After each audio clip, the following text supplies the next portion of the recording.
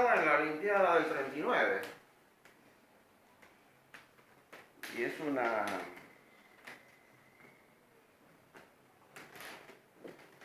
una ficción, el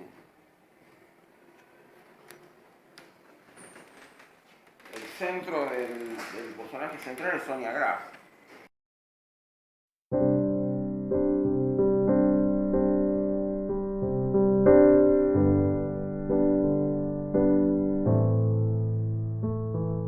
Me encuentro con el maestro Juan Sebastián Borgado. ¿Cómo estás, Juan? Hola, ¿qué tal? ¿Todo muy bien? Muy bien. Bueno, en principio vos viste alguna de nuestras notas. Nos interesa hacer un repaso, además de ajedrecístico, histórico y cultural, en todo lo que representa el entorno del ajedrez. Y quería preguntarte, para que le cuentes a los aficionados de muchas partes, para hacer una breve reseña, que cuentes tu trayectoria. ¿Cómo empezaste en el ajedrez? Bueno, sí, las circunstancias de infancia fueron un poco particulares mías, porque yo me crié en un ambiente donde eran hinduistas mis padres y, yo ya de chico ese ambiente no lo acepté. Y empecé a jugar ajedrez, digamos, un día que lo encontré, ponerle 9 años, 10 años, ¿no? Y entonces empecé a jugar ajedrez, y mi idea era buscar rivales y no podía encontrarlos en ese momento. En lugar de hacer todas esas ceremonias que había que hacer, hindúes y todo eso. Correcto. Entonces, bueno, el ajedrez era una especie de enemigo para esta gente, porque el ajedrez era visto como un juego, digamos, que distrae, la espiritualidad y todo eso. Yo me fui desarrollando, pero en Bellavista no había nada. Vos eras de Bellavista. Claro, no había nada en Bellavista. Entonces, no tenía rivales y mi mayor problema era ese. ¿Y hacia dónde te trasladaste? ¿Cómo, digamos, a qué edad, empezaste, para decirlo de manera nominal? Claro, bueno, ahí viene el tema. Como no tenía rivales, un día vi La Nación, un aviso que decía torneo de ajedrez postal, libre de inscripción, UDAPA. No era UDAPA, no. Era de la revista Ajedrez. No de la revista, sino de un aviso de La Nación. Correcto. El Panamericano del año 62. 1962 vos tenías 15. 15 años. Sí. Entonces, mandé una pequeña cartita y me contestaron afirmativamente. Y entonces empecé a jugar postal a los 15 ya. O sea, arrancaste como jugador postal. Prácticamente. Increíble. ¿Conoces algún otro caso así en la historia de qué eres? Él jugaba, también, sí, ¿no? sí, creo que jugaba, jugó de joven, sí, pero digamos previamente jugaba fuerte, de primera, ¿no? Claro, pero previamente prácticamente a descollar en el juego en vivo. Sí. No sé, realmente no sé si habrá algún otro caso. Empecé muy chiquito a jugar ahí por correspondencia y eso fue un impulso enorme porque yo ya con eso me liberé. Al no tener que buscar rivales, empecé a jugar 10, 20 y 30 hasta llegar a 100 partidas. Claro, aparte de alguna manera reducías el déficit de lo que era la distancia también. Claro. Bueno, Ese entusiasmo mío de esa época pusieron el ojo a algunos de los dirigentes en ese momento y ya cuando yo tenía 18 me habían designado director de torneos. ¿En dónde? En ese momento era UDAPA todavía. ¿Qué significa la sigla UDAPA? UDAPA era la Unión del Ajedrez Postal Americano, había en ese momento Unión del Ajedrez Postal Americano. Unión del Ajedrez Postal Americano. ¿Existe todavía esa...? No, eso después se transforma en CADAP, que es lo que existe ahora. CADAP, explicarle a la gente... CADAP es la Confederación Americana de Ajedrez Postal. Muy bien. Y también me había hecho socio en aquella época, un año después de la DAC, ¿no? Perfecto. La Liga Argentina de Ajedrez por correspondencia. Exactamente. Muy bien. Y bueno, a través del ajedrez postal me contacto con uno de los rivales míos, fue Castelli, Raúl Castelli. Famoso jugador de ajedrez postal. Claro, que era de Villa Crespo. Yo había logrado un poquito de mejora competitiva en vivo en San Martín, entre los años 63, 64 y 65, pero ese círculo estaba muriéndose y no había torneos, no había nada. Y por lo que tengo entendido, te trasladaste a Villa Crespo por el año 66, 67. 65, 66, sí. 65, 66. Es ahí cuando me convoca Castelli, que yo voy a Villa Crespo y ahí es donde progreso mucho porque ya el ambiente competitivo me obligaba a hacer a subir el nivel porque si no podía competir. Yo me imagino que tendrás ya del ciclo de Villa Crespo montones de nombres para mencionar.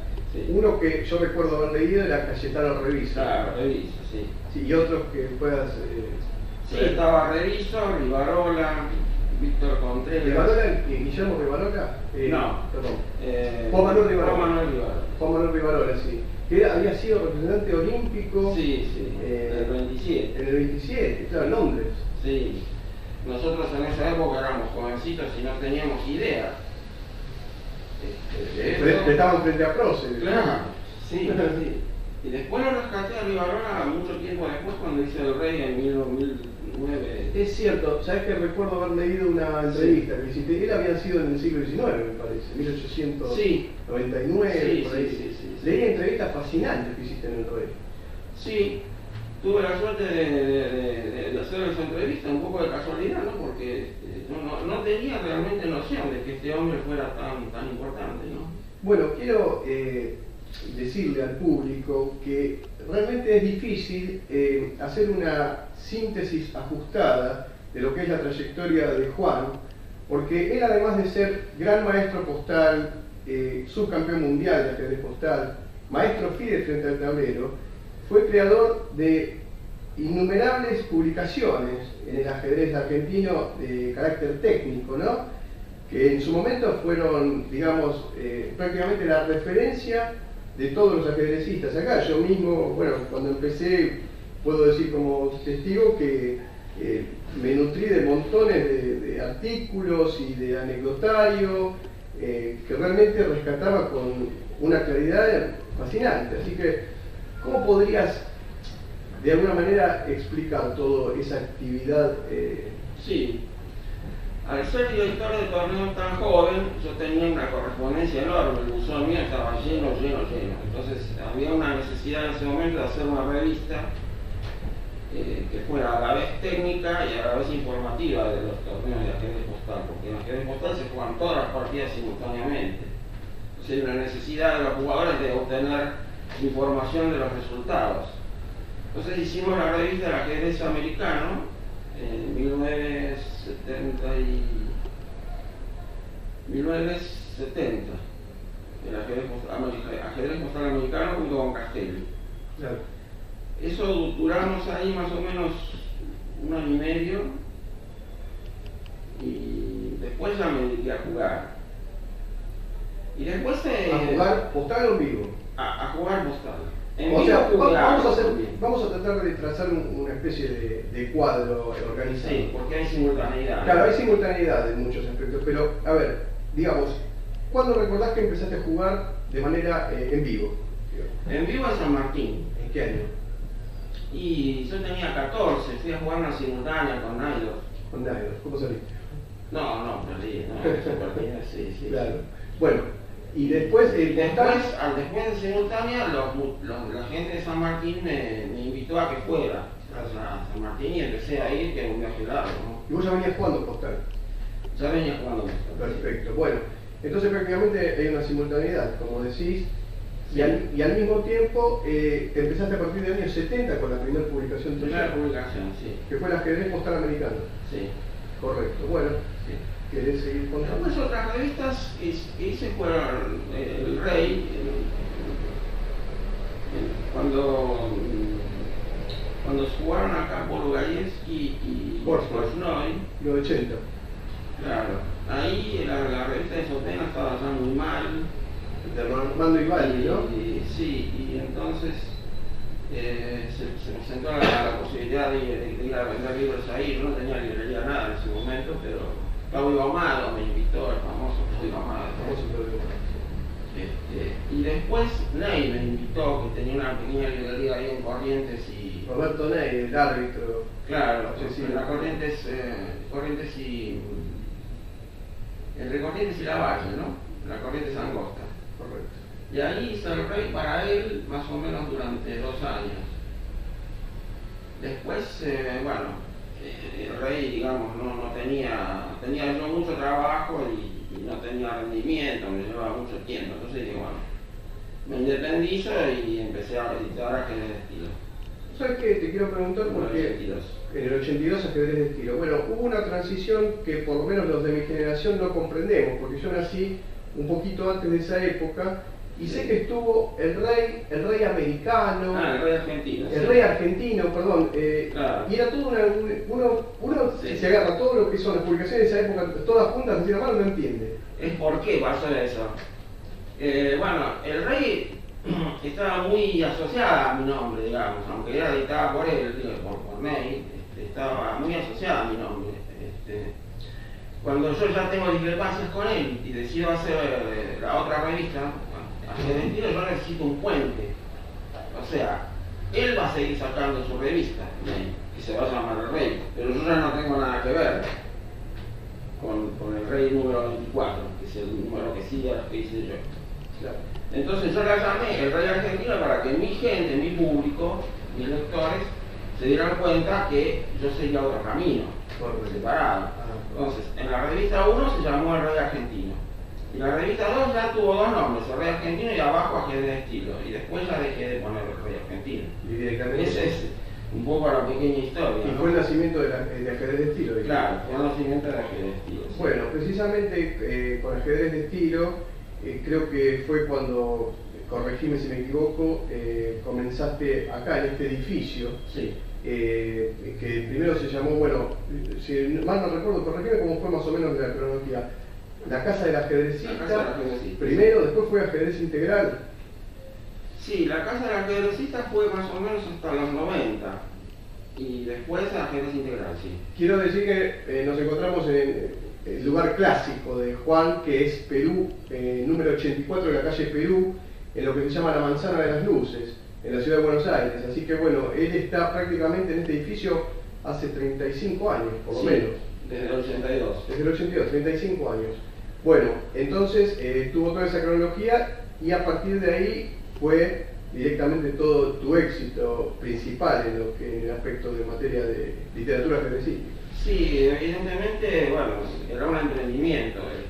Evidentemente había una necesidad de la gente de ver libros y revistas de ajedrez. Era una época donde las revistas eran pan caliente. Exacto. Estaban en los kioscos de revistas, digamos, ordinarias, o sea, en cualquier kiosco de revista de la calle había publicaciones ajedrecísticas, algo que para el día de 2017 es absolutamente impensable. Exactamente, y como Sopena, la revista de Sopena, que fue extraordinaria en su época, en el año 81 ya cesó, y el último año había sido muy malo de Sopena. Entonces, tener una revista que informara sobre la actividad local, sobre todo, y en aquel momento era difícil de conseguir información de afuera. Correcto. Como yo estaba muy relacionado con los ajedrecistas postales de todo el mundo, tenía una información muy al día. Claro. Por eso tuve éxito con la revista en esa época. Teoría al día, me hiciste acordar con al día. Claro. Teoría al día también tuvo que ver, ¿cómo será el tuyo? Claro, teoría al día, ¿por qué? Porque hay tanta demanda que si yo pongo los artículos de teoría dentro de Ajedrez de Estilo, me achican el margen de la parte informativa. Entonces, creí necesario hacer una nueva revista solo de teoría. Claro. Y sí, duró 7 años esa revista. Y ahora me estoy acordando también Ajedrez 2000. Claro, Ajedrez 2000 es el mismo caso. Claro. Los torneos del este, Sí. soviéticos, Hungría... El este del mundo estamos hablando, ¿no? Del este de la cortina, ¿no? De la cortina ya ya existía. los países comunistas, ¿no? Claro, no tenían forma de ponerlo en la revista normal, porque era un espacio enorme. Entonces necesitan hacer una revista separada. Claro, qué gran visión, ¿no? Que eso duró más o menos creo que 4 años. Claro, sí, recuerdo haber tenido en mi mano todos los ejemplares. Bueno, Sí. Eso te llevó a innumerables, digamos, tener posibilidad de acercarte a grandes figuras del ajedrez. Por ejemplo, yo recuerdo haber visto en una revista del año 87 que fuiste a cubrir el magistral de Dalmas de Riondo y en la foto estás con Mikhail Tal, Sí. comiendo empanadas santiagueñas, Sí, algo es cierto, fantástico.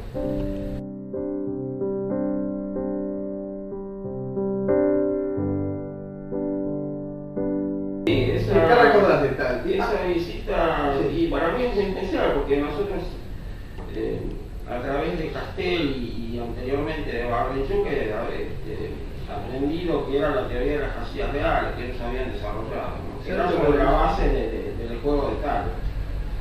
Y cuando vino acá, obviamente que me interesó muchísimo verlo, ¿no? Vos estuviste involucrado en el proyecto, o sea, ellos lo desarrollaron, pero vos después te uniste al proyecto de... Hubo un proyecto acá en Argentina que se llamó La Teoría de las Casillas Reales, iniciado por Sergio Barrenchuk y... Sí. ¿Y quién más era? Y bueno, el origen parece que es un cordobés, de apellido Domínguez. Claro, que era sobre la teoría del análisis del juego de tal. Sí, sí. O sea, lo que fundamentaba es que la base del juego de tal era posicional más que táctica. Sí. Y bueno, yo lo que recuerdo de Eso, eso, aparte de él estuvo 2 veces con tal, en el 87 y en el 91, cuando Sí. viene por última vez tal a Mar del Plata, Juan lo entrevista y le cuenta eso y tal, se lo toma de forma graciosa. Fue una entrevista, la del 91 Sí. fue desopilante esa entrevista. Sí, sí, porque con tal, claro, cuando tal viene en el 87, prácticamente está acá con muy poco tiempo, entonces tengo que ir a Santiago ahora. A Termas de Río. Claro, no. Con Bolívar vino. Sí.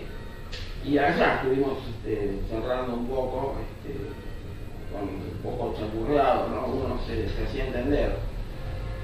Y lo comenté allá, en ese momento tenía yo incluso una traducción en ruso que me había hecho Jorge Lulik. Claro. Entonces le mostré esa traducción y dijo que sí, que le parecía interesante y que yo sabía más de él que él, como chiste, ¿no? No, fue fantástico esa entrevista. La verdad que la gente, si puede conseguir esa revista, se la recomiendo porque Sí. fue increíble. Juan le inquiría acerca de la salud física, si hacía ejercicios tal o no, y tal decía, ¿qué ejercicios tácticos del informador? O sea, era desopilante, fantástica. Es curioso porque en el 87 yo todavía estaba normal. En el 89 tuve un tumor cerebral y me operaron y quedé con la parálisis facial. Y cuando tal viene en el 91, se sorprendió de verme con la parálisis facial. Claro. Yo tenía una imagen de 4 años atrás. Y bueno, ahí también charlamos un rato de este tema, ¿no? De las casillas reales. Y vos también lo habrás visto muy distinto del 87 al 91. Él estaba Sí. realmente desmejorado en el Sí, 91, ¿no? tremendo. Parecía un hombre mucho mayor, tenía Sí, 55, 54 años. 20 años más parecía. 20 años más. Estos son los 2 libritos que hice. Estos son los 2 libritos que hice sobre el tema de las casillas reales, que editó Álvarez Castillo. Bueno, acá está esa historia que hablábamos recién.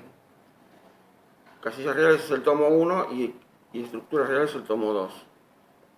Yo apliqué esa teoría de las casillas reales en muchas de mis partidas. Y bueno, conseguí algunas victorias muy llamativas, claro, por ejemplo contra Kretzel en un solo en el mundial. Sí. Bueno, para cerrar este capítulo de tu trayectoria, que realmente es realmente muy difícil, porque después también recuerdo que así como hiciste la fusión con el Rey, Sí. también posteriormente en los años 90 hiciste la fusión con Jaque de España. Exactamente, sí. Bueno, en esa época, eso fue en el 94. 94, sí, Sí. cuando la Jaque saca una tapa con Carpó con la corona, una Exacto. producción. Sí, la tengo. Cuando van a Linares. Sí, sí, el problema es que en ese momento se daba una circunstancia de que Jaque quería lanzarse al mundo, o sea, como una revista mundial, y pensaron que acá en Argentina se podía hacer una fusión de Jaque con ajedrez de estilo. Entonces venía Jaque, que yo importaba en ese momento, y yo hacía ajedrez de estilo ya en formato menor cantidad de páginas, porque la información internacional estaba en Jaque. Yo publicaba en ajedrez de estilo lo nacional. Correcto. Juntando las dos, se ponía una bolsita y se vendía eso. Me acuerdo, sí. Yo lo he comprado en esa época. Sí. Y eso duró unos años. Sí. Pero bueno, no fue un experimento exitoso, porque después que con el tiempo, en aquel momento estaba el 1-1 también, ¿no? Claro. Se favorecía. el dólar y el peso 1 a 1, la Claro. ley de convertibilidad de Menem. Exacto. Entonces, en ese momento se podía poner un precio de venta al público que fuera accesible. Después ya no se pudo, ¿no? Y no funcionó más.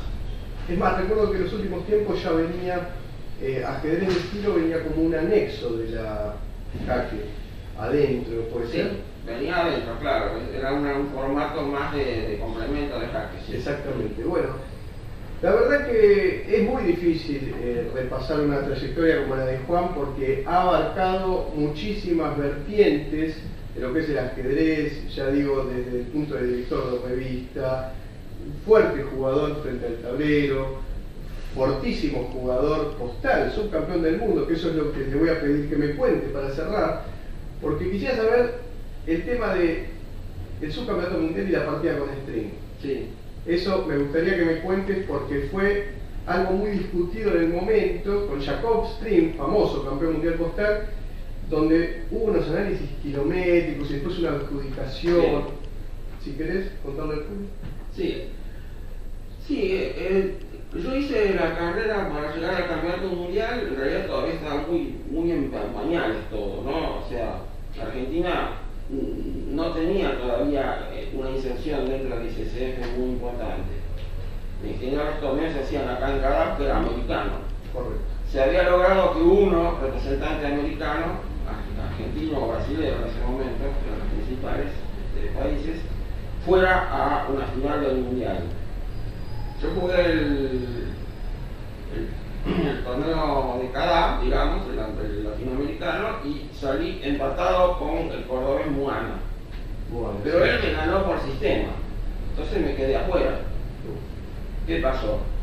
En el norte, en el zonal de Estados Unidos, también hubo 2 empatados y se quedaba afuera uno de ellos. Entonces ahí hubo una propuesta del delegado argentino, que era Carlos Dieta. Que vayan 2 representantes por país. Sí, y parece que también tuvo alguna influencia Rittner, un campeón mundial alemán, y dejaron que fuéramos los 2, tanto del norte como del sur. No sabían a qué les esperaba. Y es curioso que ganó el torneo Parciapas, que era el segundo jugador que quedó. Víctor salí yo, ¿no? ¿Era un lituano, puede ser? Era Víctor Parciapas, sí, me Sí. acuerdo. Bueno, sí, seguimos. y de los residentes de Estados Unidos. ¿no? Exacto. Bueno, en el torneo con String se dio una serie de circunstancias que a veces de errores sobrevienen de detalles increíbles, ¿no? Porque yo pensé que String era un genio. ¿Cómo fue encarar esa String partida? era el campeón mundial. Exacto, digamos. para vos. En lo personal, ¿cómo fue encarar esa partida con Yo String? jugaba de 4 en todas las partidas. Pero con String digo, no, pero si le juego a 4 me va a jugar la String. Y empecé a ver partidas de String y bueno. Me volví loco y digo, bueno, entonces le voy a jugar peón dama. Mejor no mirar. Claro, le jugué peón dama. Y claro, el peón dama no era mi juego habitual. Pero me dice, en ese momento me contacté con Pereira, que es Manuel Pereira. Era el El famoso mendocino mendocino. que inventó el sistema Pereira. Sí, Pereira Puebla, Manuel Pereira Puebla. Pereira. Personaje increíble Pereira. Sí, sí, sí. Entonces yo digo, don Manuel, digo, pero ¿qué le puedo jugar? Y me dice, no, juegue mi sistema, me dice. ¿Y cómo es su sistema? Y me explicó ahí de jugar, ¿no? Sí. Jugar. Y bueno, voy a jugar esto. Algo similar al sistema Londres era, ¿no? Claro. Bueno, jugué eso, pero con unas ideas locas de Pereira, así, todo mezclado, ¿no? Y hicimos sacrifiqué como una torre, viste, entera. Y cuando llegué a la posición digo, uy, ¿dónde me metí? Y sí, evidentemente había quedado inferior. No perdido, pero inferior. Pero claro, era tan complicada la partida que él estaba pensando y se excedía en el tiempo. O sea, en la ajedrez postal había que perder 2 veces por tiempo para perder la partida. ¿Cuál era el plazo de cada jugada? Era 4 días por jugada. 4 días era correspondencia, Pero- no existía internet, Pero no el existía tiempo de meta. correo no se cuenta. Claro. Como con Rusia era un correo muy lento, se demoraba la partida enormemente, ¿viste? Entonces, en un momento dado él comete el primer exceso. disparó la partida, se le computa el primer exceso y se empieza a contar su tiempo desde cero. Las jugadas eran cada vez más complicadas, entonces cada vez tardaba más. Y lo que valía en la tarjeta de él era el matasellos.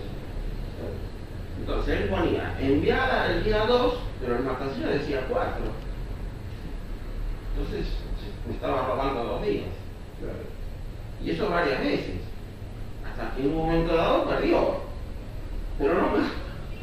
El árbitro del torneo me dio el punto y el apelaciones me lo denegó. Claro, exactamente. Sí, 2 veces.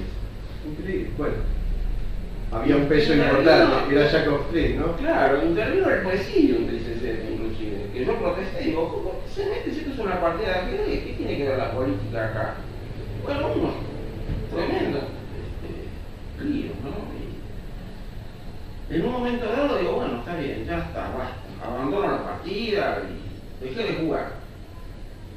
Y pasaron más o menos 6 meses sin que yo recibiera nada. Y de repente me manda una carta del director, un señor muy amable, Carl Buese, y me dice, señor Morgado, me dice, si usted no desea continuar la partida con el señor String, por favor avíseme, así registro el resultado. Y digo, ¿cómo? Todavía no me dieron por perder la partida, ¿qué es esto? Claro, increíble. Entonces digo, no, ahora no voy a abandonar, voy a seguir la partida. Y le mandé la jugada. Y la partida siguió varias jugadas más. Y fue tablas, ¿no? Y claro, él perdía de nuevo por tiempo en la continuación. Otra vez perdía por tiempo. Y hasta que al final, estando mejor él, eligió una variante de tablas obligada para terminar la partida, porque si no seguía perdiendo. Claro, sí, correcto. Y sí, fue tablas, terminó tablas.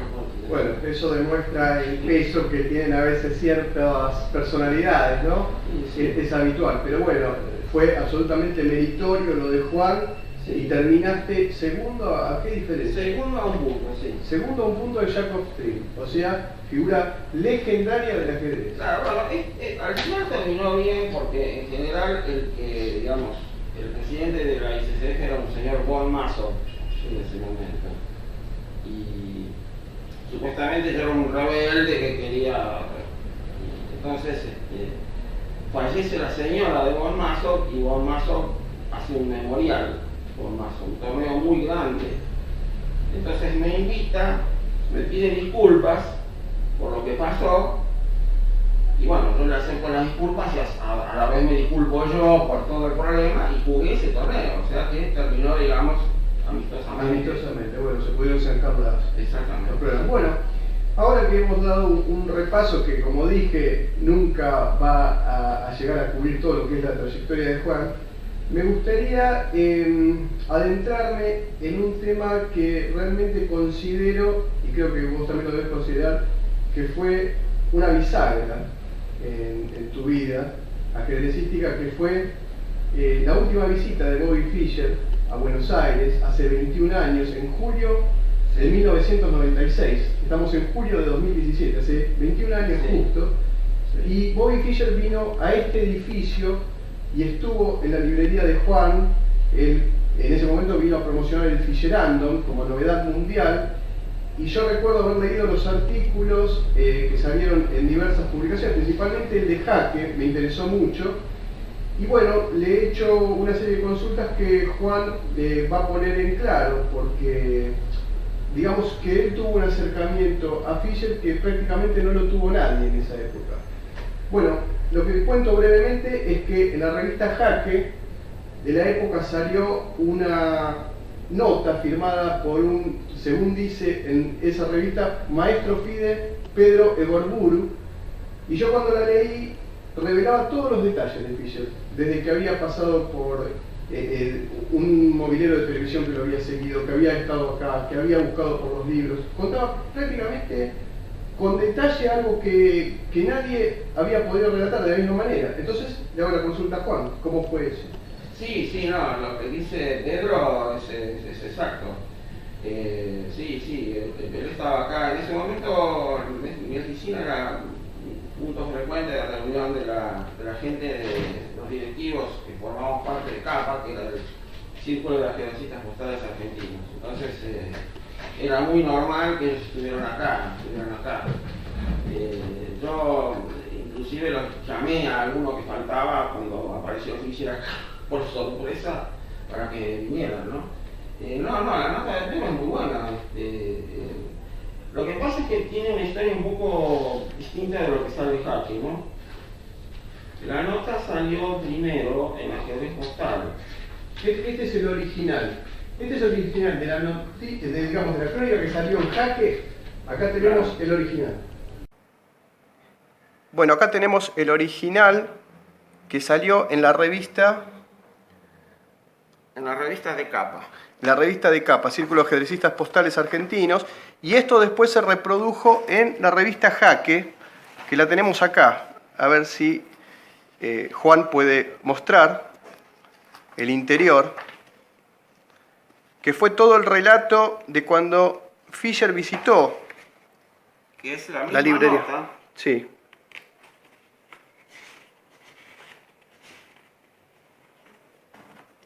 Vamos mostrando. Acá hay una parte que es una nota mía. A ver, sí. Y después, Gran Maestro Juan Sebastián Morgado, ponen. esta es la primera parte. Y después aparece la nota de Pedro Egoburu, ¿no? Maestro Fide Pedro Egorburu, ponen. Claro, ponen Maestro Fide Egoburu, que eso lo ponen por error. En realidad es una nota, es la misma nota publicada en la revista de Ajedrez Postal que la trasladaron a Jaque, ¿no? Hicimos un arreglo, pero se equivocaron con el... Correcto. Entonces, Juan, la primera vez que vino Fischer a este sitio fue algo sorprendente, vos no lo esperabas. No, para nada. Lo trajo Armando Hiebra, presidente del Club Argentino de Ajedrez. Claro, estaba involucrado en la organización del encuentro de Fischer Random, Armando. Que era un encuentro del nuevo juego que había creado Fischer, claro. Se iba a disputar entre Pablo Riccardi, Gran Maestro Argentino, y el filipino Eugenio Torres, que era el segundo de Bobby Fischer. Claro, exactamente, sí. Sí.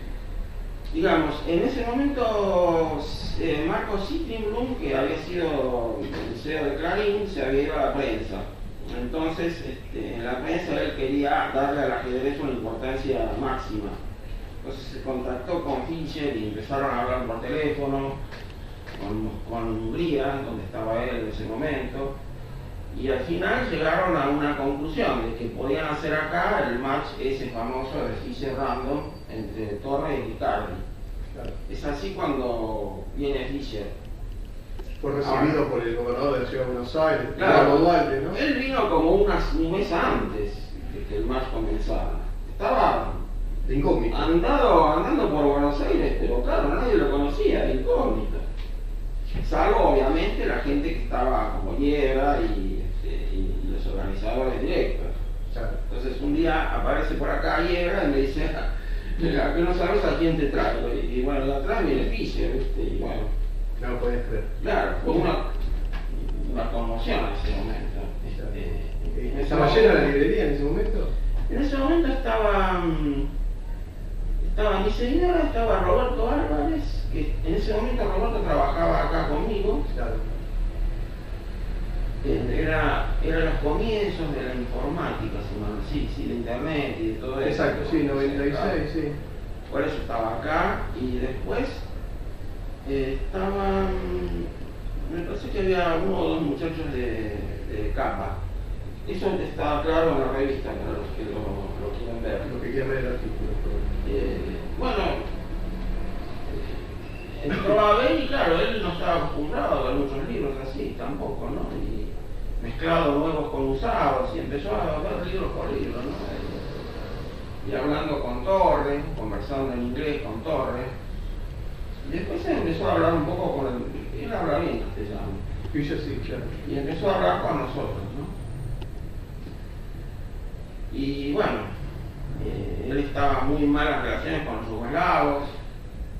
O sea, cuando vio en las estanterías los informadores y todo eso, dijo basura, esto es una basura. No sé. Claro, y Tengo una consulta. ¿Vos sos psicólogo de profesión? Sí. Correcto. Bueno, vos podrías, yo sé que es difícil, pero de alguna manera calculo que tenés algún juicio del estado mental que Fischer demostraba en esa época. Vos que lo tuviste al lado y además estás en la profesión de psicólogo, ¿qué podés decir de Bobby? Sí, bueno, sí, hay muchas opiniones sobre eso. Para mí Fischer es una persona normal, con características especiales de un genio, o sea, los genios en general no están adaptados a la vida común, ¿viste? Entonces parecen a veces, digamos, gente de que no está en sus cabales, pero él en ese momento que vino ya tenía muchos problemas con las autoridades norteamericanas, porque había jugado el match del 92 con Spassky en Yugoslavia, que estaba a su vez prohibida por la ONU, y él había violado el embargo, o sea que ya lo consideraban como un enemigo, Claro. a Fischer. Y cuando viene acá, no me acuerdo, el embajador Chick estaba en ese momento. James Chick, famoso. Sí. Le preguntaron y Chick no quiso hablar. Para mí era una persona normal, con un poco de personalidad paranoide. Paranoide. No paranoico. No paranoide. Paranoide. Pero Que vendría era- a ser, explícalo en Claro. términos más o menos simples para la gente. Los paranoides es gente que se siente perseguida, ¿no? Pero él tenía sus razones para sentirse perseguido, porque lo estaba buscando la CIA y lo estaba buscando las autoridades norteamericanas para meterlo preso, o sea que tenía algunas razones para eso. Y después sí, llamó la atención cuando él dice que todas las partidas de Carbó y Kasparov están amañadas. Y Ya en esa época del 96, Egoguru relata eso, de que Sí. Fischer acá mismo dijo eso. Exactamente, sí. Sí. Y le dijo, tú no me, y le dice, pero ¿cómo? Dices, tú no me entiendes, le dice, jugadas por jugadas para mañana. Sí. Y ya, claro, por ahí quizá era algo un poco difícil de... Sí. Pero te digo, hoy inclusive hay gente muy importante que dice eso también. Por ejemplo, Saló. Saló, sí, Sí. es cierto. O sea, sí, bueno, no sé, yo no lo considero eso. Gente que ha rozado la élite mundial, ¿no? Claro. Vos no Yo considerás- obviamente no opino que estén arregladas las partidas. También preguntó acá sobre si Capablanca si había entregado el match con Alquine, eso también preguntó. Ah, eso lo... Claro, eso es parte un poco de la personalidad paranoide, ¿no? Pero después él se manejaba de forma normal, muy ingenuo, evidentemente, muy ingenuo. Era como un niño, un sí. niño, ¿no? Sí. Andaba con una riñonera llena de plata. Dólares por doquier. Sí. Pero bueno, el engaño que le hicieron fue muy vil. Sí, la verdad que lo ¿A quién te referís, perdón? al match con De Riccardi y con Torre. Ah, sí. Sí. Ahí hubo un robo, ¿no? Un robo del dinero que estaba presupuestado para el match. Y bueno, ahí, obviamente, yo no puedo tener pruebas de eso, pero se sabe que... Hay secretos a voces en el ajedrez Claro. argentino. Si vos querés investigar ese tema, una cuestión sería hablar con Hiedra. A mí no me ha querido decir una cosa, pero Hiedra anda, está trabajando por ahí. Sí. Está bien. Sí. Después otra sería hablar con Riccardi. Y la tercera es una anécdota que me sucedió posteriormente a que terminara todo, ¿no? Que un año después más o menos. Viendo televisión, haciendo zapping, y me encuentro con un programa donde está hablando un señor con un periodista, no me acuerdo quién era el periodista, y hablan de Dualde. Dualde en ese momento estaba, creo que compitiendo electoralmente con, no sé si con Panito Ortega, creo. Sí, ahora no recuerdo, pero sí. Y el legislador, un diputado, se llamaba Pablo Lucchesi. Entonces hablaban, Lucchesi en ese momento había presentado el libro Los espejos de Duhalde.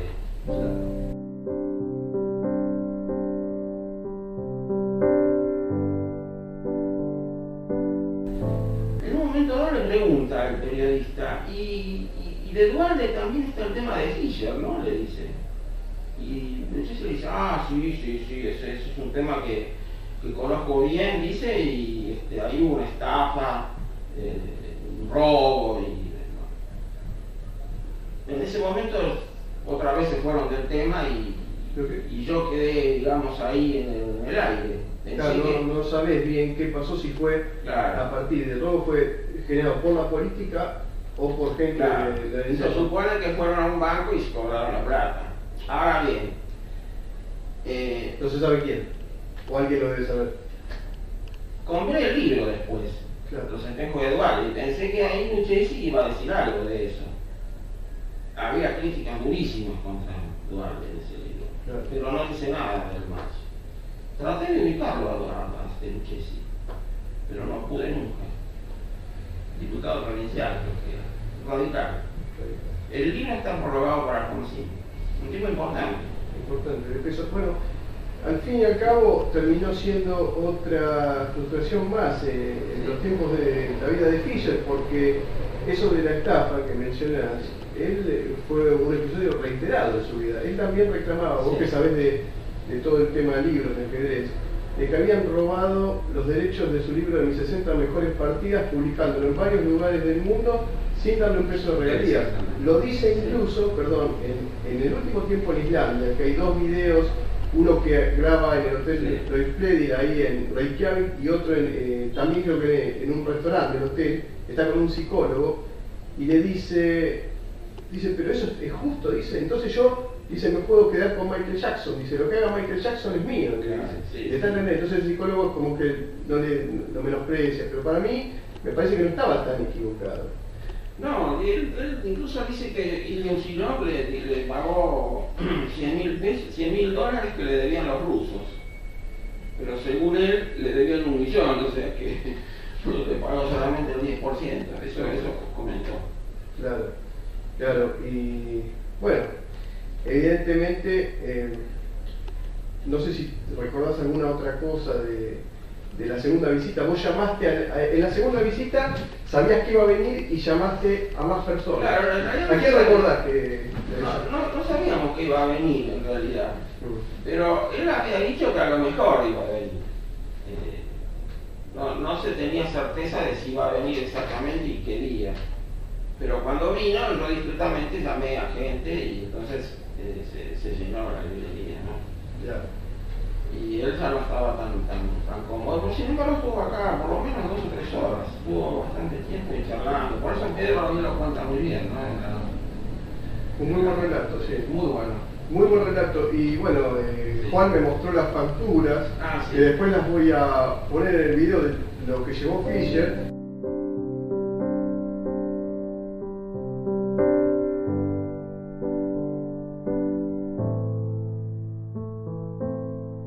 Llevó un material bastante material ajedrecístico. Creo que Egoburu dijo, en esa crónica, dice, porque Fischer todo el tiempo le decía que el ajedrez convencional no le importaba más, que lo que importaba era el Fischerándolo y demás, y dice, demasiada literatura clásica de ajedrez para alguien que ya no le importa el juego. Sí. Pero hay que reconocer que fue un innovador, porque también en el año 92 él saca el reloj digital y después termina siendo utilizado en todo el mundo. Sí. Efectivamente, era un visionario, sí. Claro. Sí, en esa oportunidad él llevó libros, como decís, libros de tipo histórico o conceptual, libros de jugadores, tipo biográficos, pero nada de apertura, Yugoslavia, inglés nada tampoco. A los ingleses los trató de criminales. Claro. Sí.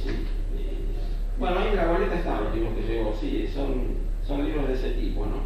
Correcto. Bueno, otra cosa que me acordé ahora que es muy importante resaltar entre las, como decía, muy difícil, un currículum tan extenso, Juan es miembro, y él me estaba diciendo hace poco, fundador también de la Ken White Association, que es una de las más prestigiosas del mundo en cuanto al coleccionismo de ajedrez. ¿Libros puede ser? Sí, agrupa a los historiadores y coleccionistas de ajedrez. La principal meta de la KWA, que sería la Ken White Association, es de Londres, ¿no? Están en Alemania. Ah, en Alemania. Pero en realidad son varios de Europa, ¿no? Son varios integrantes en distintos países. Correcto. Lo que ellos quieren hacer es una bibliografía completa, entera, de toda la historia del ajedrez. Todos los libros, desde el año 1200 para acá, hacer un registro hasta el 2017. O sea, hacer un registro que es monstruoso. Yo calculo que debe haber, no sé, 300.000 títulos o más. Y entonces ellos son historiadores y van buscando en los distintos países. Nosotros acá en Argentina hemos colaborado algo con ellos, con bibliografía. Bueno, acá hubo, por lo que yo tengo entendido, no soy un especialista en el tema, pero hubo coleccionistas importantes como Gaspar Darwin Soria, por ejemplo, otros también que vos... ¿Recordás alguna colección de acá? Sí, hubo varios. En realidad toda esa época, digamos desde los 40 para acá hasta los 80, 90, eran coleccionistas extraordinarios. Gaspar Soria, él tenía los más antiguos y valiosos, que en un momento dado se los robaron. Después Ivaldi tiene una colección enorme. Normando Ivaldi, director de la revista Sopena. Sí, después Antonio Virginis tiene una colección fenomenal. Era un vocacional, era un trabajador de seguros. Se dedicó a coleccionar libros y tenía recortes, todo, tenía una colección enorme. Y después hubo otros. Bueno, Luis Casas tenía una colección muy grande también, que trajo de Austria y parte de acá. Y después Ruggeri, de Pigüé también tenía una colección. Había muchos. Lo de Luis Casas era destacable, los extensísimos comentarios que me contó Daniel Pizá, que una vez él, haciendo los comentarios de un torneo, quebró la revista antes de que él termine los comentarios, porque eran tan kilométricos sus comentarios, era continuar y no se terminaba nunca. Y la anécdota termina con que varios de esos artículos los rescaté yo después se publicaron en Ajedrez. Claro, sí. Si le habían incluso ofrecido a Luis Casas y lo quería terminar. Sí. Claro. Era increíble, era todo análisis. Claro. Nada de palabras, explicaciones, nada. Y los últimos libros que estás editando, que he visto que, digamos, te interesa mucho todo el tema del ajedrez, pero conjugado con la política también, y un poco también la historia de la ciudad, ¿no? Luces y sombras del ajedrez argentino, en muchos casos las referencias políticas, el caso del peronismo y demás, y lo utilizan mucho como fuente en muchos lugares para trazar un poco la historia del ajedrez argentino. Sí. ¿Cómo se le ocurrió generar eso? Sí, claro, yo en el 2001-2002 hubo una crisis muy grande en el ajedrez postal y bueno, yo quedé apartado, digamos, de todas las, tanto como dirigente como jugador. Entonces empecé a tener un tiempo libre y dije, ¿a qué me dedico? Y entonces lo seguí a Copié, que ya había empezado con sus libros de historia. José Copié, sí. Claro. Es así como empecé a investigar mucho, principalmente en la Biblioteca Nacional, y me interesaba poner el ajedrez en el contexto histórico, o sea, no puramente ajedrez, el torneo tal en tal lugar. No la parte técnica, que ya había mucho, sino traerlo un poco a lo cultural, a lo histórico. Exactamente, ajedrez y sociedad, digamos. Exacto, ¿no? sí. Ahora, ahí es cuando hago dos o tres libros, Luces y sombras del ajedrez argentino, que fue el primero, que es 1905 al 25 más o menos, y después ahí me encuentro con Ezequiel Martínez Estrada, que es un caso excepcional, porque es un escritor, para mí es un genio, digamos, fue un genio es un genio del ensayo, Él trató de comprender por qué Argentina es así, como es. Y eso, bueno, le valió que lo atacaran de todos lados. O sea, lo atacaban los comunistas, los derechistas, los peronistas, los socialistas, todo. Como es habitual en este país, ¿no? Pero terrible. Está sepultado en la literatura. Y bueno, él alternó con Borges, con Ocampo, con todos los de la época. Era un ajedrecista bastante bueno para la época, porque él, estamos hablando que fue fundador de la FADA, en el sentido que su club fundó la FADA, fue uno de los fundadores. Perteneció a los clubes iniciadores de Exactamente, la Federación perteneció Argentina al Círculo de Grau y perteneció al Centro Ajedrecista de Lanús. Correcto. Y escribió un libro sobre ajedrez que se llamó Filosofía del Ajedrez, que no se conoció, porque la obra de él, la primera obra grande de él es Radiografía de la Pampa, en 1933. Filosofía del Ajedrez lo escribió entre 1915 y 1930. Claro. Quedó como manuscrito para los editores ilegible. Por eso no se editó nunca. Él trató de que se lo tomaran para editar, pero no. Y perdóname, y a partir de ahí es que tomaste toda esa idea de hacer una especie de raconto histórico. Y bueno, aparte de que vos comentabas de Luces y Sombras del Ajedrez Argentino, hubo otros con títulos que son extraños para la literatura ajedrecística. Por ejemplo, ese de Sangre en el Parque, ¿cómo era? Sangre y Ajedrez en el Parque. Sangre y Ajedrez en el Parque, que uno dice un libro que tiene que ver con el ajedrez y no se imagina nunca, ¿no? Sí, bueno, esas son pequeños aportes que he hecho, ¿no? A la literatura, historia. La Revolución del Parque es un punto crítico argentino y no se reconoce así. Claro. O sea, se la toma como una revolucioncita, ¿viste? Como si fuera fueron 2 días, hubo 800 muertos, ¿qué importa eso, viste? ¿No? Pero ahí fue la consolidación del régimen roquista. Claro. No elecciones, nada de elecciones, viste, eso terminó hasta 1916, siguió el régimen como estaba. Entonces, en ese momento se produce un match de ajedrez que yo encuentro un poco de casualidad también, ¿no? Es un match de ajedrez que se jugó justo en el medio de la revolución y es interrumpido por la revolución. Claro. Contarle a la gente brevemente qué match fue. Fue un match entre desconocidos. Tagliaferro era un jugador desconocido, muy fuerte, bastante fuerte. Sí. Podría llamarse el pionero de acá, primero. Antes se consideraba aquel el primero, pero que era aquel. Ahora no, podemos decir que es Tagliaferro el primero. Correcto. Y el match se jugaba contra Gigena, que era el profesor que salió, que es protagonista de Juvenilia. Juvenilia, de Miguel Cano. Está ahí como profesor. Famoso libro. Tagliaferro le daba ventaja de 4-0. Y bueno, el match terminó 7-5 a favor de Tagliaferro. O sea, perdió una, las 4 que daba la ventaja más una, y Tagliaferro ganó 7. Ese match estaba extraordinariamente cubierto en La Nación. Estaban hasta las partidas, todos los detalles. Entonces eso es lo que yo rescaté en ese libro, ¿no? Pero a la vez tomando todo el entorno de lo que pasaba en la época. ¿Sí? Claro, bueno, era también una especie de, digamos, de eje, pero en el cual se apoyaba toda la historia, ¿no? Claro, porque empezaba a cobrar importancia, ya empezaban los clubes, ese club no duró mucho tiempo, pero se jugó ese match. Y estaba todo suelto, ¿viste? Por un lado una cosa, por otro lado otra. Es increíble, por ejemplo, que Pérez Mendoza no lo haya recogido en su libro, ese match. Porque hay vestigios de que Pérez Mendoza ya escribía en esa época, en La Nación, con el seudónimo de Capitán Nemo.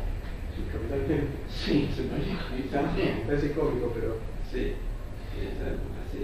Y, bueno, y después, posteriormente, también con lo de el otro libro, que repasa un poco o fueron unos artículos del match Rozhevsky-Naidoo.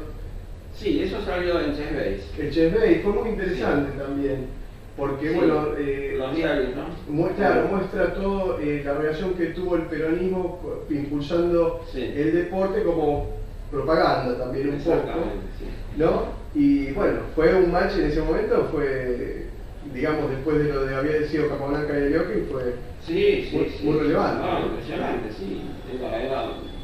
Se llenaba el lugar de juego, ¿no? La caja de ahorro, ¿no? La Caja Nacional de Ahorro Postal. Claro, se llenaba. Y el Club Argentino que se jugó. El club, sí.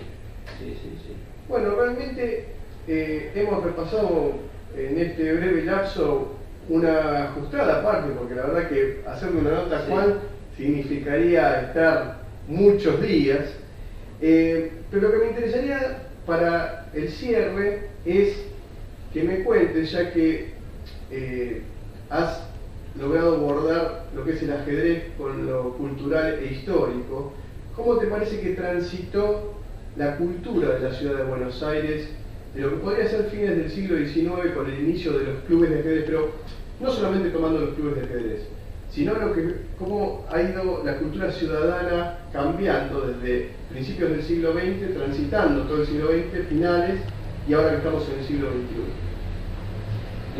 Sí.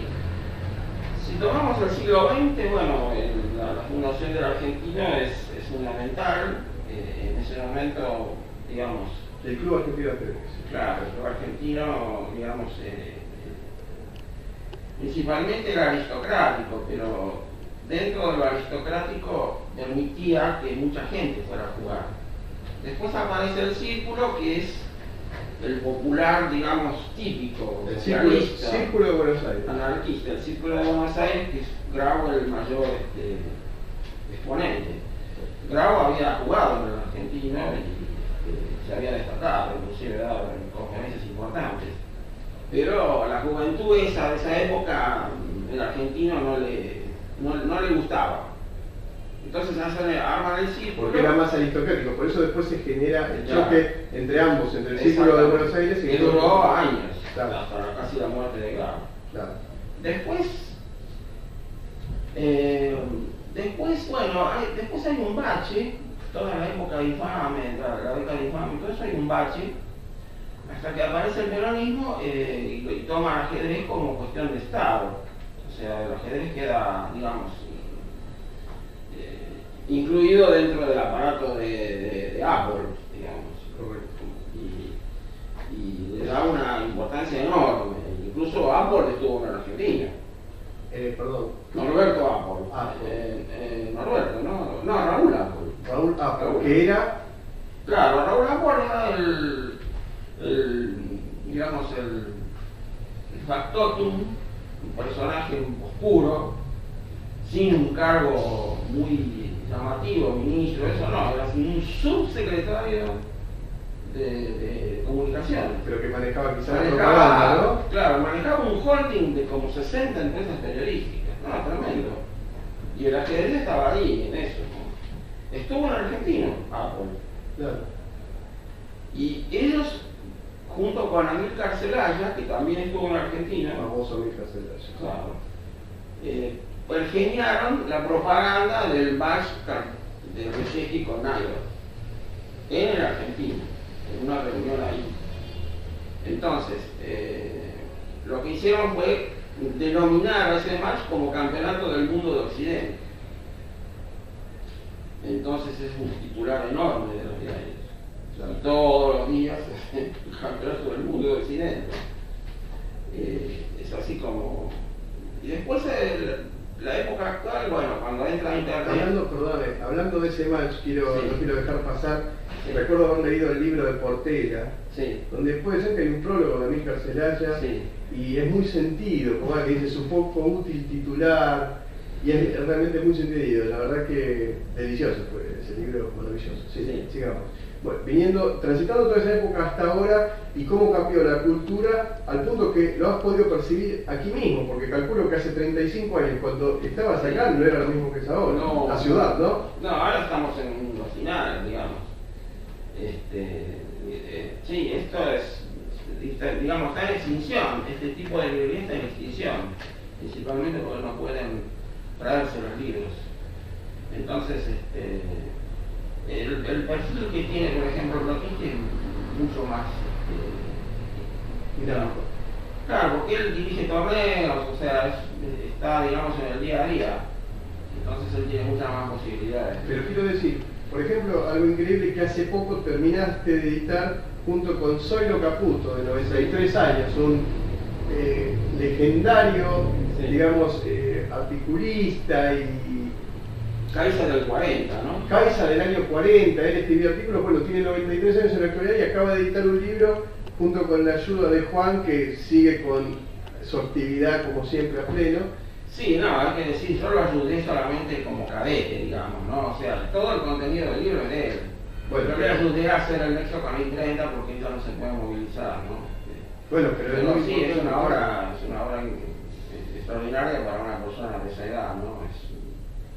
Sí.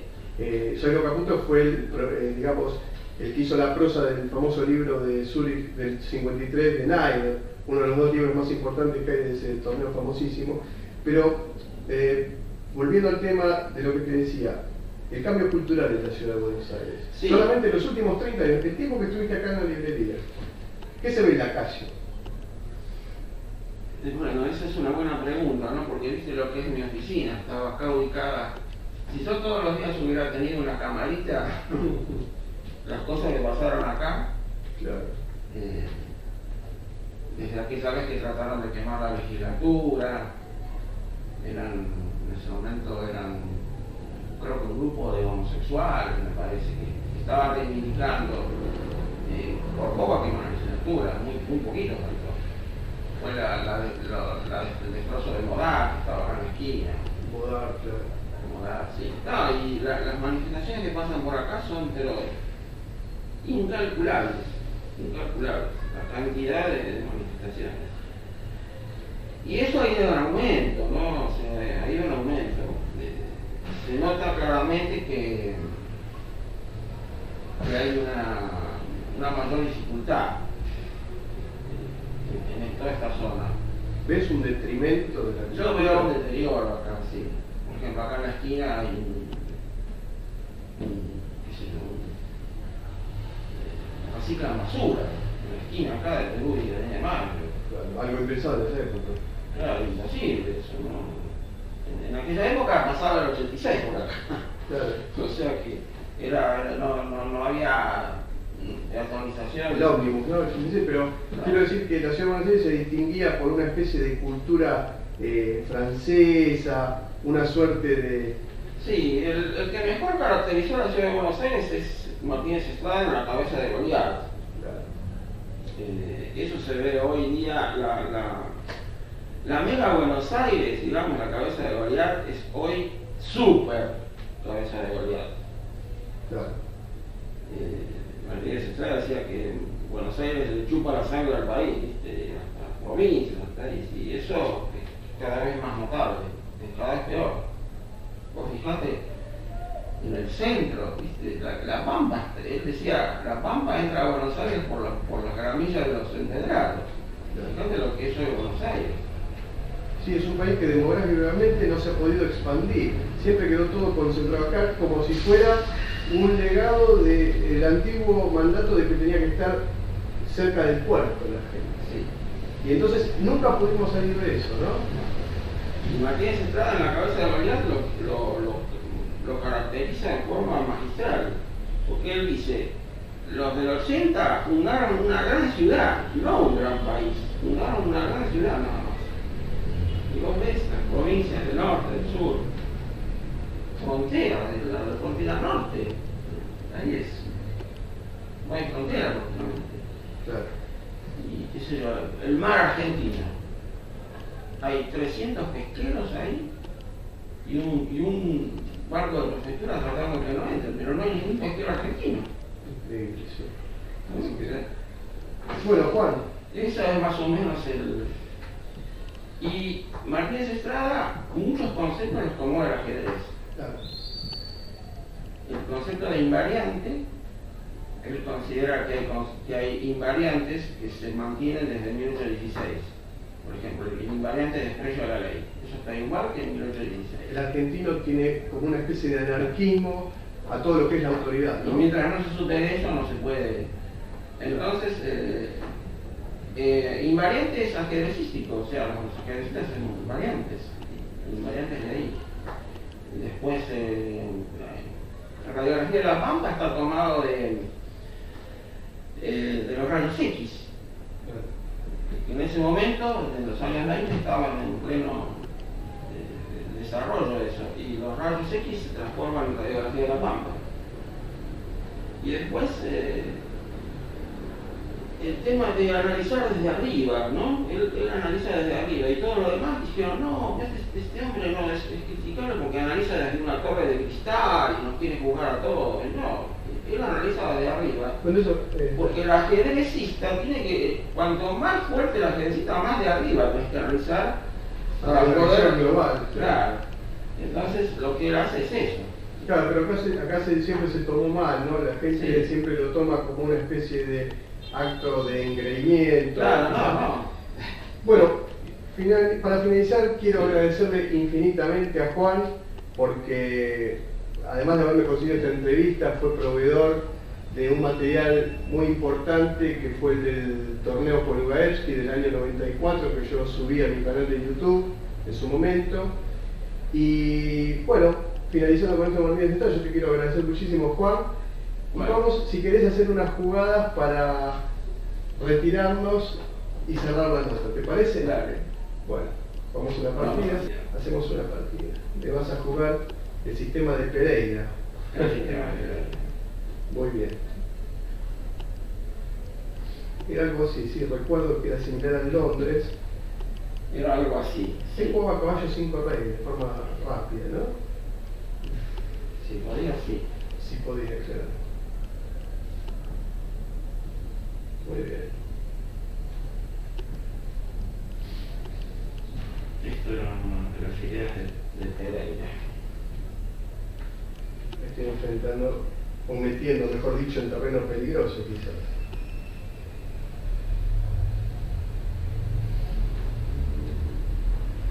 Muy bien.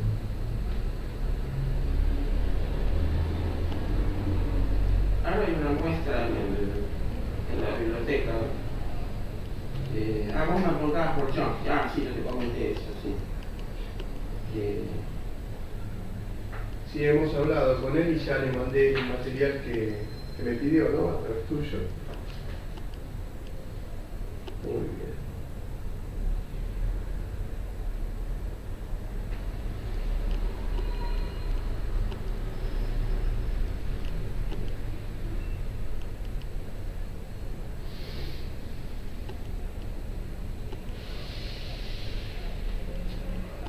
Bueno, yo creo que podría esta es la partida compleja para mí porque me enfrento a alguien que fue asesorado por Pereira en su momento, entonces no es nada sencillo mi situación.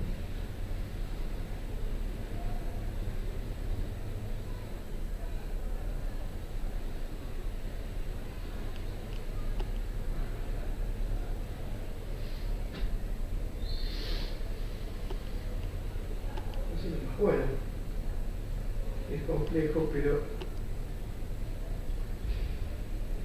creo que voy a ofrecer tablas. Sí.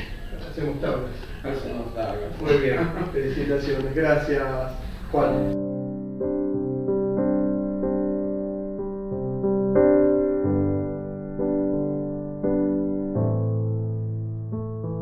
Estos son los dos libritos que hice. Vamos a hacerlo así, mira, lo vamos a filmar. Yo tengo que dejar el celular arriba de la mesa así. Que es justamente el... Bueno, decí que habla y yo te lo firmo así. Bla. Ahora. Estos son los dos libritos que hice sobre el tema de las casillas reales que editó Álvarez Castillo. Bueno, acá está esa historia que hablábamos recién. Casillas reales es el tomo 1 y estructura real es el tomo 2. Yo apliqué esa teoría de las casillas reales en muchas de mis partidas Y bueno, algunas conseguí algunas victorias muy... Acá tenemos el original. Este es el original. A ver, espera que lo voy a filmar así primero que nada. Dame un segundo.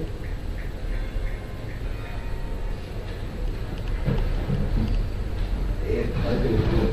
Girame un poquito así.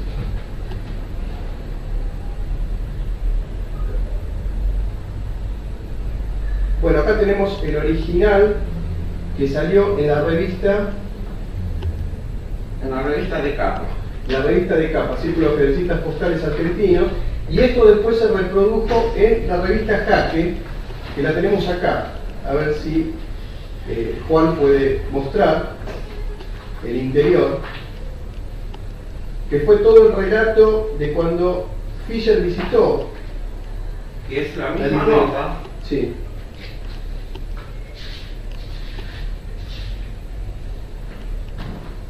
Vamos mostrando.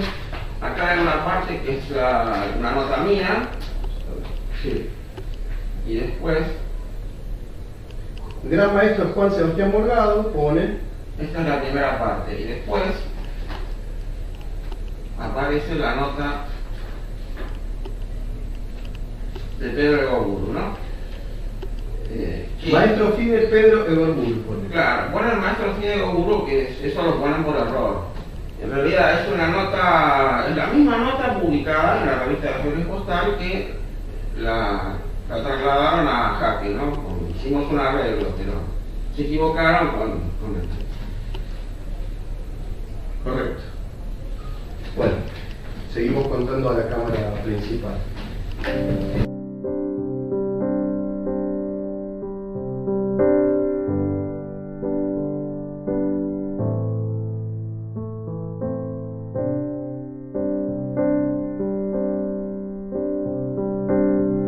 Estamos en este momento en el inhabitable espacio del pasado, con la nostalgia de este mismo momento en el que estoy hablando. ¿Te acordás de la librería de Juan Morgado? Mirá, acá estamos. Mirá si pudiéramos volver al instante en el que estoy diciendo esto. Muchos nos hemos formado aquí. Sí. Lo poco, lo mucho que sabemos, lo hemos consumido en este lugar y ya cierre y para siempre. Esperemos que alguien tome la posta de poder empezar algo así en la República Argentina, cosa muy difícil, ya que era la librería más grande de Sudamérica y tal vez de Latinoamérica también. No sé Y si- Juan, ¿qué tienes que decir? Y está difícil el tema nostalgioso, pero bueno, veremos qué puedo hacer para estar en contacto. Juan, yo te quiero agradecer de verdad porque nos recibiste siempre de una forma muy amena y amable, pasamos muy buenos momentos acá. Esto ha llegado, digamos, a su finalización, pero va a quedar como recuerdo en la nota que hemos hecho para YouTube, este final también como una suerte de remembranza de esta gran librería por la que pasaron incontables maestros, incluyendo a Bobby Fischer, como hablamos en la nota, ¿no? Bueno, te agradezco mucho. Gracias, Juan.